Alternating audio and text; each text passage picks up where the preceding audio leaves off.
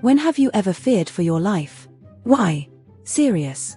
U/Lamtheo Newhoborks responded.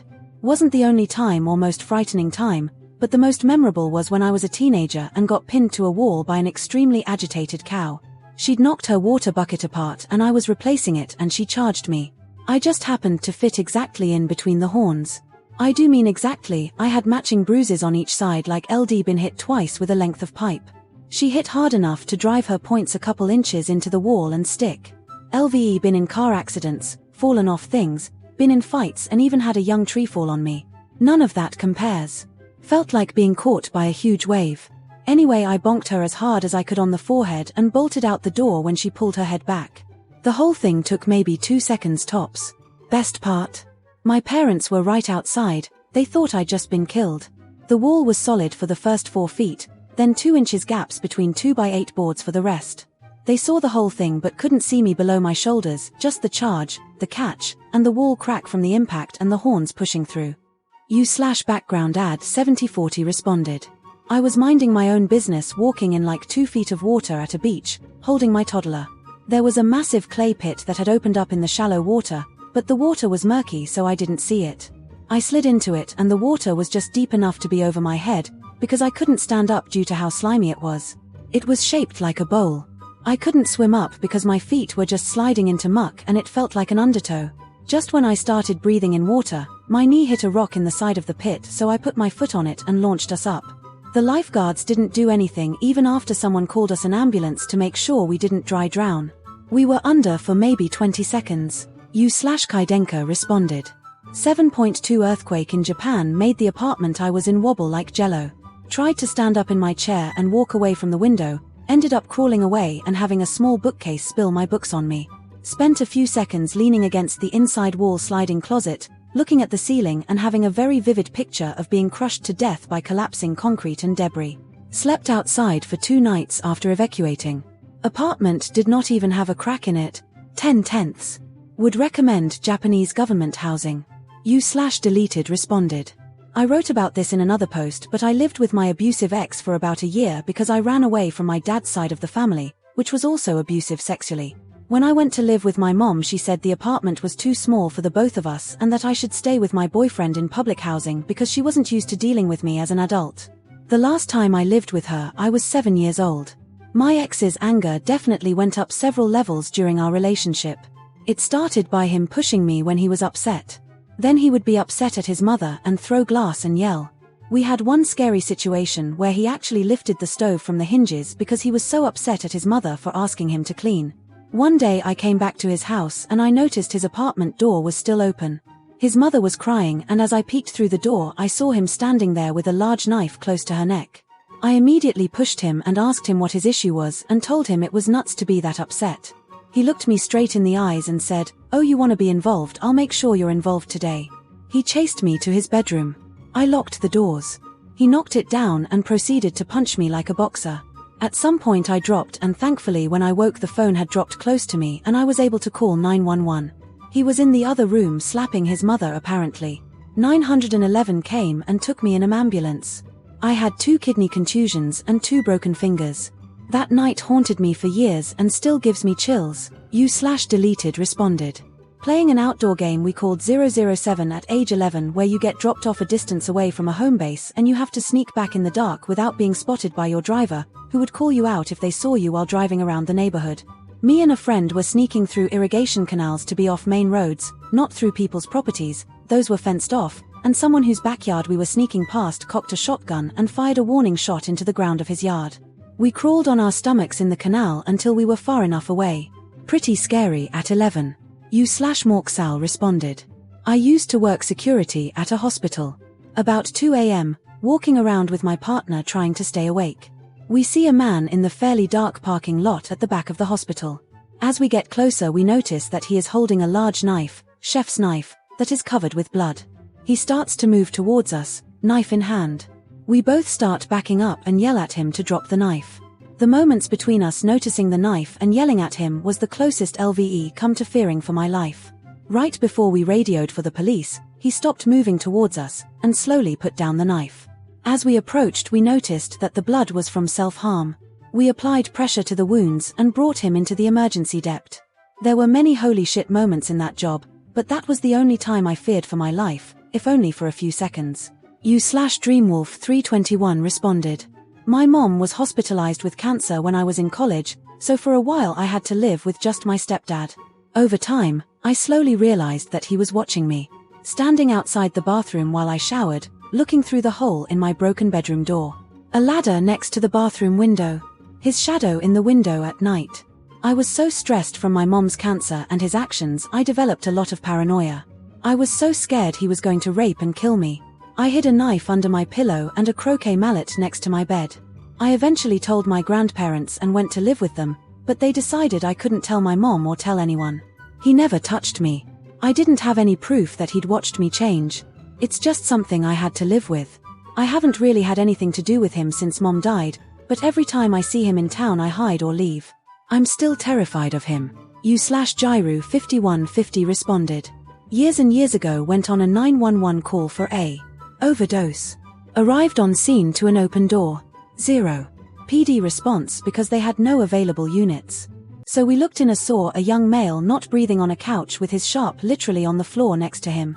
Takes us seconds to confirm, basically it's a heroin OD. We start to breath for him essentially, and at that time as EMTs we weren't allowed to carry Narcan. So as my partner comes in with gurney to move this guy over, his roommate runs in with a pistol and just is yelling and screaming that they didn't do drugs and that he'll fucking kill us if we say he did or tell anyone that he did, so we're basically shitting ourselves at this point. Thankfully a PD unit had cleared their other call and made their way over, just as we were getting on scene, and we just didn't know, because they arrived and got this guy's attention and ended up shooting him when he pointed the gun their way. We ended up pronouncing the guy who pulled the gun on scene. And the original OD patient we transported, and he ended up being fine. Scary shit. Made me completely rethink how I ran calls from then on out. You/Keaton responded. I was in medical school and a code silver was called. Didn't know what was going on until everyone was barricading all the doors and everyone was hiding in a single office which was barricaded with chairs. I soon found out that a code silver was an active shooter. We heard screaming from upstairs and shooting. A few minutes later smelled smoke and water was dripping from the ceiling. The shooter tried to light the hospital on fire before he took the gun to himself, and the sprinkler systems kicked in and flooded the entire hospital. When evacuating, and we were even afraid to open the doors from our barricaded door for the cops because we didn't know whether we could trust them due to the chaos. You/5inthepink responded. When my lung collapsed the first time. Spontaneous pneumothorax, and I staggered over from the pool I just closed down while working as a lifeguard to the manager's office to collapse on his couch and ask him to call 911. I remember my vision going black around the edges as I walked the couple hundred feet or so as the pain stabbed into my chest and neck like a knife. Never felt such pain before or since. Got hauled off in my first and only, so far, ambulance ride. It happened 4 more times after that, and hasn't happened for about 12 years now, so I got pretty used to it eventually. To the point where I walked into an urgent care and told them my lung collapsed yesterday and sleeping it off didn't work. The doc didn't believe me, and then apologized for not believing me after seeing the x-ray. He said I needed to go to the ER right away. I stopped to get Wendy's on the way and then finally got the chest tube and multi-day inpatient stay LD been trying to avoid. That was the last, and hopefully final, time. You/honest_yesterday 4435 responded. I was 24 and stupid and slept with my roommate. She started treating me like shit and gaslighting me, so I told her ex that she was sleeping around while they were trying to get back together. When the roommate found out, she jumped me in my room and started choking me. I smashed a lamp over her head, but it didn't faze her. She then got off me and went downstairs. I went to the bathroom to check my face because I was bleeding. Before I got to the bathroom, I saw her coming up the stairs with a big knife. I was like, oh shit, and ran back to my room and tried to close the door, but she got her arm in there. I'm trying to close the door on her arm and she started smacking on the head with the knife saying, don't you fucking call the cops. I was like, fine, just don't kill me. She pulled her arm out. I closed the door and locked it. She grabbed my phone and went to her mother's house. She was very mentally and emotionally abusive. So IMO, she had it coming. But yeah, that shit got fucked real fast. You/deleted responded. When I got ran over by a Zamboni. Used to throw shirts to the crowd at semi-pro hockey games when I went to college. Showed up absolutely blitzed. The regular Zamboni driver was gone, so it was a sub. Got hit by the Zamboni from behind and instantly it became an Austin Powers situation. While on the ground, I looked back, assessed the situation, and tried to get up several times, but, ice. Waited until almost my entire body was underneath it so I could brace myself against the tire with my forearm. Then managed to fish myself out. I remember the entire audience in absolute fucking shock. I think they yelled at the driver, but the sub had no clue what was going on. Got taken back to a room right after and was let go. Crazy Little Mermaid responded. I was leaving Dallas, Texas to go home after visiting family there. As I'm navigating the nightmare that is getting on 30 East out of there, I swear my car went invisible. First, a large van decided to merge into the right lane just as I was merging onto the freeway. I was shaking and had a death grip on the wheel after that.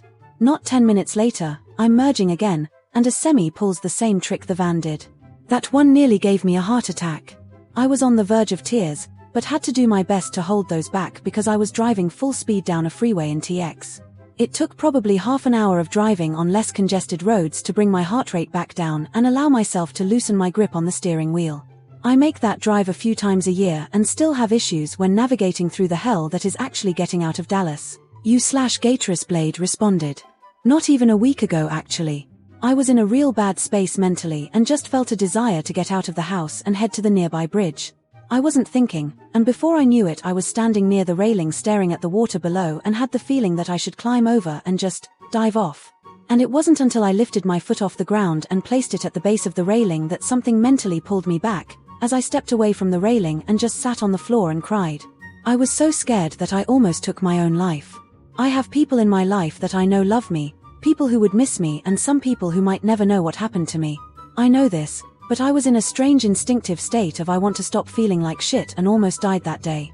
I've already spoke with my doctor and am soon going to be speaking with my therapist, so you don't need to be concerned for me. I'm getting help.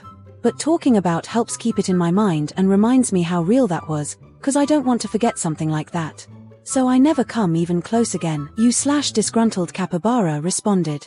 On a flight in 2012, the plane suddenly dropped like a stone for roughly 5 to 10 seconds. It was pretty unexpected because there wasn't any distinctive turbulence before then. It was so bad that the overhead bins opened and luggage bounced around the cabin. Books, computers, tablets, and drinks were all over the place. The engines got really loud and a flight attendant got thrown down the aisle but was uninjured. I had time to think. We're dead, and then it leveled off. Most people were laughing and smacking each other on the back, while I had a panic attack. After that the flight was mostly fine, but I was so terrified that I looked into renting a car at the airport and driving the 12 hours to my destination. It was way too expensive, so I very, very reluctantly got on my next flight, which was uneventful. I've made this comment in the past and sometimes get someone saying, "Oh, that was no big deal, it was just..." Yeah, maybe if you're a pilot or have enough of an aviation background to have actually understood what was happening. I'd bet that if that happened out of the blue, even a pilot would have been scared for a few seconds. For me, it gave me a wonderful flight phobia that lasted for about 8 years, then it suddenly went away. I had to keep flying a few times per year during that time because I lived far enough away from family that driving wasn't a choice at the holidays. It was great. City of Terror responded. My friend and I were going to the gym. At the intersection at which he was supposed to turn into the parking lot, he turned the other way and went down a road. There were no other cars ahead of us or behind us. He then proceeded to step on the gas and go 120 miles per hour down this road. The road was wet too, and it wasn't completely straight. All of this without my consent, by the way. He informed me he was going to do this as he was making the turn, but I thought he was joking. When I realized he was serious, all I could do was close my eyes and hope for the best. The amount of helplessness and despair I felt in those 2 minutes was enough to almost make me vomit. Then he turned around and came back the other way, slowing back down to 30 miles per hour as he neared the intersection. Thank goodness everything turned out okay. That could have gone way worse. No matter how good of a driver you are, please never do stupid shit like that. We aren't friends anymore, by the way. Informal Resource 14 responded. One time I rode on this highway in Uganda. It was basically one lane each way and everybody goes super fast, but there were whole massive chunks of it missing, like potholes were whole lanes wide. The drivers would play chicken with oncoming traffic. Afterwards I talked to my aunt who had lived in Africa for a while and she goes, "Yeah, really makes you resign yourself to death, doesn't it?" Other than that, when I had COVID, it was after my first 2 rounds of the vaccine, so I assumed I was fine, but it got worse and worse, and the third night I went to bed and I was in so much pain and couldn't really breathe. I took a bunch of NyQuil and just hoped LD wake up in the morning. Oh, and for some reason I totally forgot about this one until just now, but no joke, I one time almost choked on a turkey burger. I was at a hotel and ordered room service by myself. I ate this burger and took way too big a bite and just couldn't do it. I was really pretty seriously choking. I couldn't tell you how long I was struggling, but I was on the floor at one point and eventually I think I barfed it up. I kind of don't remember. It was so weird and awful and surreal, I just kind of cleaned myself up and pretended it didn't happen and didn't think about it for like almost 20 years until just now, haha. Lil Bramwell responded. I had my license for about 6 months prior to this event, so I wasn't a good driver. I was coming up on a 3-way intersection. I was traveling in one of the 2 lanes that didn't have to stop. To my right was the other street that had a stop sign. There was a car sitting at that stop sign that began to go way too late and then stopped while blocking like 2-3 RDS of my lane. I assumed that he realized he knew he fucked up and was going to let me go, so I go into the left, oncoming lane to go past him. He proceeds to pull out, right in front and facing me while I was going 35-ish miles per hour. I had to swerve so hard and I still barely didn't touch him. I pulled down a side road and just pulled over cause I couldn't believe I was probably within a couple feet of dying. Looking back on it, it's obvious I should have just stopped and let him be dumb and go, but I was brand new at driving. U/level student responded. I have a nut allergy that is very deadly even with an EpiPen. Cashews are the worst, and even some dusting from one is basically guaranteed death. A big chunk of my family have decided they are gluten-free and vegan now because they felt like it. I've almost been killed by my grandma forgetting that they used cashew butter or milk to make something many times. I've had to leave family dinners because, even when they make a plate for me of stuff that won't kill me, I'm not interested in spending time around people who will kill me if they breath on me too much. Plus I don't trust there was no cross-contamination. They only ever want to eat at gluten-free vegan places, but when I go there the options are like plain gluten-free crackers or actual death. I realize that gluten-free people and vegans are limited in their dietary choices, so when we eat at other restaurants they are the ones lacking in options. But, as selfish as it sounds, that was the choice they made. Nothing wrong with making that choice, but personally I feel like if you're making the decision then you should be prepared to deal with the downsides. Ideally there wouldn't be a problem for either person, but life is rarely ideal. Another aspect that makes it awful is that I'm the bad person, apparently. I don't feel comfortable eating anything when there is a cross-contamination risk, so I'll just skip a meal or refuse to eat the one especially made to not kill me. I know that last bit is rude, I get it, but it's literally life or death and I'm not taking that risk. U/deleted responded. My brother is very mentally ill. We suspect he's some combination of autistic, bipolar, and schizophrenic. When we were kids, he frequently told me in great, painful detail about how he wanted to kill our family and me, blocking the doors and windows, then lighting the house on fire, dragging me to the woods and flaying me, stealing Dad's guns and shooting us. He would have huge fits of rage. He'd throw stuff around and hit me and threaten to kill everyone and then himself. Of course, he was just a kid. He could be easily overpowered by our parents. But he was very physically strong and smart. And I was younger, weaker, and believed he could kill me if he wanted. This went on from my early childhood up until I moved out. Every time he would have an outburst, I would hide and message my friends that I loved them, and if anything happened that was my brother. Once, when I was older, I called the police on him. They didn't do anything, of course, there wasn't anything they could do. When they left, he exploded. I was terrified. Luckily, instead of risking hurting me or my mom, he ran off into the woods and dealt with shit out there. I guess he screamed and broke shit until he somewhat calmed down.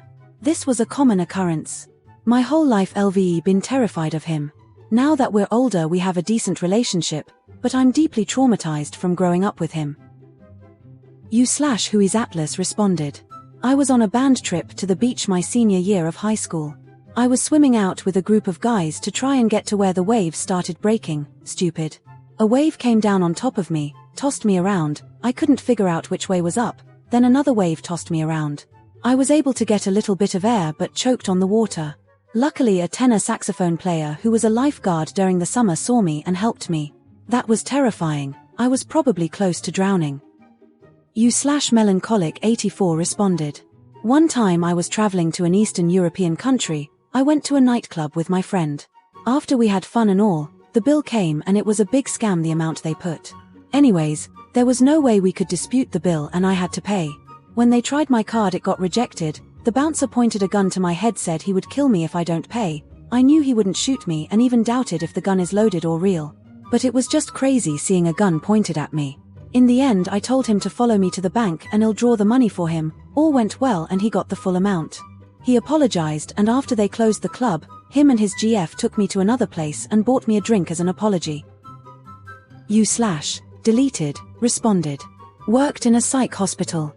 Aggressive morbidly obese neuropsych patient attacked a staff member. We go hands-on to restrain this person and we get her on the floor. We each have an arm, but support staff response was slow so legs were free.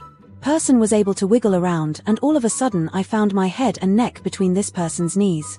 Fortunately she didn't have the cognitive function to know her advantage, and it was around this time support staff got on the unit and helped properly restrain this person. But goddamn, for those 3 seconds all I could think was, this woman could kill me if she wanted to. Flippant Narwhal responded. Damn, so this was years ago and I was paying for college through some shady business deals of some illicit substances. I was tripping with Lucy and some friends. One night a guy I had worked with many times before asked if he could swing though to pick up some green. I said sure, set the stuff to the side. Well, he showed up and brought a friend. The friend was sketchy from the get-go, flashing a bunch of cash and asking for more product, and I felt a bit weird. I clammed up and just wanted to make this thing happen so I could get back to tripping with my buddies. Anyways, well, the sketchy guy put the money on the table and picked up the bag of green and pulled a gun from his waistband. Now, I was tripping on ISD, a man had a gun in my face in my apartment. And I realized I had fucked up somewhere along the way, done something very stupid and might just get shot over a couple $100.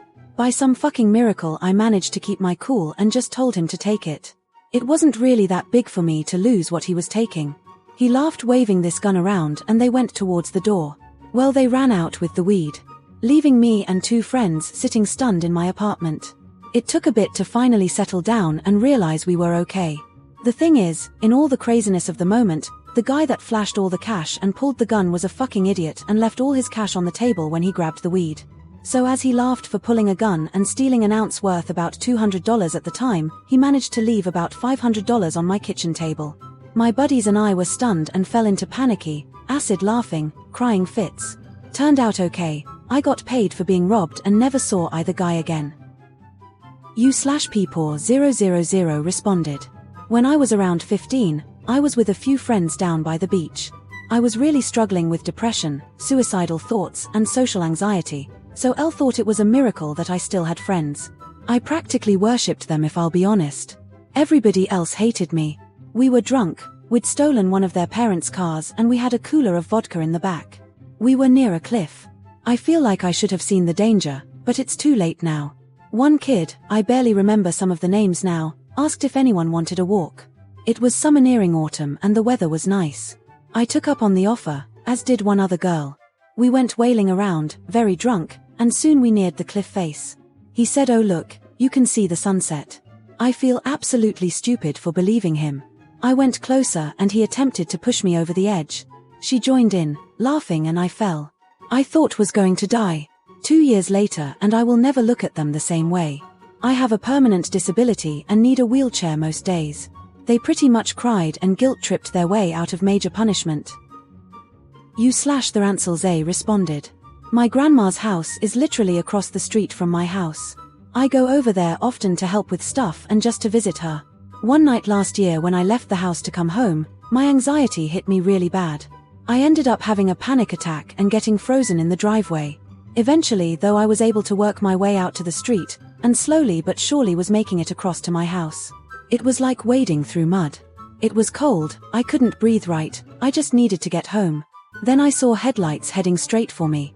I was out in the middle of the street. I genuinely thought I was going to get hit, but I guess survival instincts kicked in and I made it back to Grandma's driveway where I sat until Mom came out of Grandma's house and saw me. She helped me get home after that. U/REDX7178 responded. I got to my diagnosed schizophrenic grandmother picked a hunting rifle that she owned and started pointing it at me and my brother. We were 16, IDK if it was loaded, but she had a mag in and the safety was off. It was a .22, but it still scared the shit out of me. I knew a lot about guns because of watching Demaranch and Brandon Herrera and that sort of thing. When, me and my brother again, were messing around at this boat dock close to our house, we went in and swam cause we were stupid ASF. When we were already in the water, I pushed my brother deeper in. I was thinking of it as a joke and I was going to pull him back, not that far mind you. But there was a drop in the water about a foot. We were both maybe 5'9" 5'10". He ended up slipping on the algae that covered the ground of the man-made lake. It was concrete floor, and dragging me in with him. We were both in over our heads and there was no one there. He pushed me down to get air and I couldn't breathe. We kept struggling, basically BC of human instinct. I ended up going to the bottom and he was able to get above water and take a breath, so then we basically switched places and I could finally breathe. This whole thing took about 2 minutes. While I was there, I grabbed onto the side of the metal floating boat dock and grabbed my brother. We both sat on the dock for like 5 minutes and then we were both like, let's not do this again, and we both went home. Never went back and moved recently. We were maybe 12 or 13. U/independent pattern 72 responded. My kid's dad was strangling me on the bathroom floor with the lights off and he was pouring sweat all over me. I was trying to get him off me, but it was taking the little breath I had. I was just coming to terms with the fact that he'd finally kill me when something told me to keep fighting.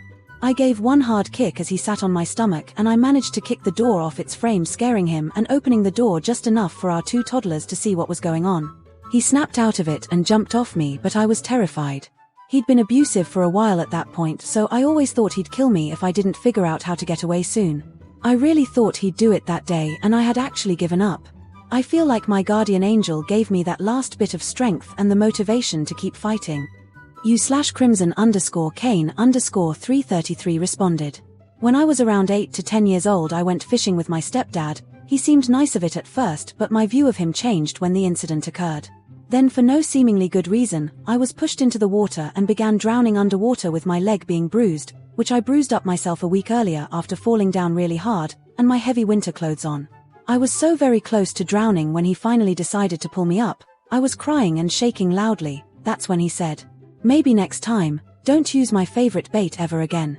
I didn't use his favorite bait though. He found out later, about 2 weeks later, from a person who regularly fishes there, that seagulls have been known to steal unguarded tackle and bait. Needless to say, I never trusted him ever again. U/Noah of Nothing responded. Was out for dinner with my at the time girlfriend to a local chain around the block from my apartment. Just finished ordering drinks and snacking on an appetizer at the bar when the manager runs in from the front door and yells to everyone, "Everyone go out the back, he's got a gun." Cue people running and jumping over tables, trampling over each other. Our waitress was pregnant and I watched some fucker throw her out of the way into a table to get past her. Picked her up and just sprinted out the back. Didn't have time for my phone or car keys. First time I heard a gunshot and people were running and screaming and shots popping off behind everyone. Ran 2 miles towards home while using my ex's phone to call the cops. The story was apparently disgruntled ex-employee. 2 dead. 7 injured. I'll never forget it. Thank you so much for watching all the way to the end. Leave your own stories down below, I would love to read them. If you would like to see more videos like this, please like and subscribe, it helps me out greatly.